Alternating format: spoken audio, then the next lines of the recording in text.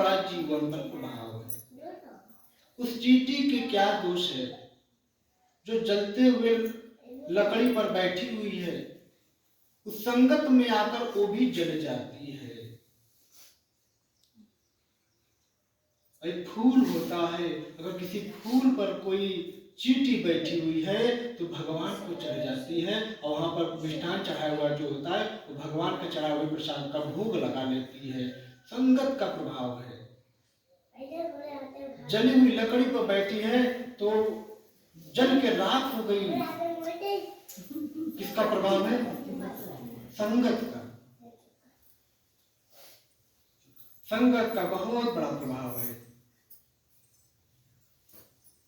वो ये फूल है, चींटी ने उसका संगत किया तो भगवान पे चढ़ गई, मिष्ठान का भोग लग गया उसको।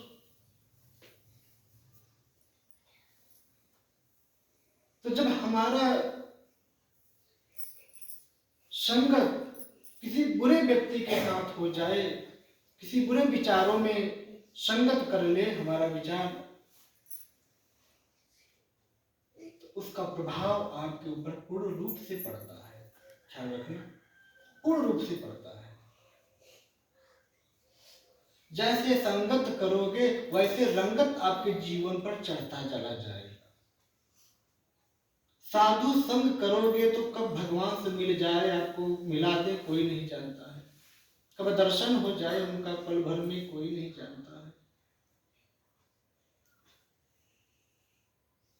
भगवान का नाम लेते लेते सांस टूट जाए, वैकुंठ के प्राप्त हो जाए, कोई नहीं जानता है। इस साधु संगत से होता है।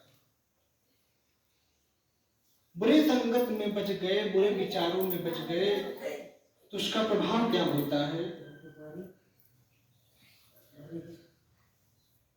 सीधे नरक का भोग करना पड़ता है, समस्याओं का भोग करना पड़ता है।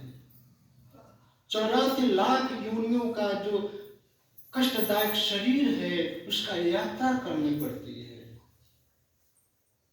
ये बुरे कर्मों का भोग होता है। बुरा तो बुरा ही होता है और अच्छा तो अच्छा ही होता है।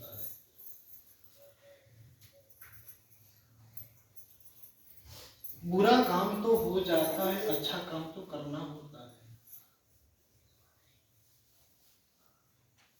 मानव अपने आंतरिक भाव को नहीं समझ पाता है, अपने अंदर भक्ति को जगा नहीं पाता है।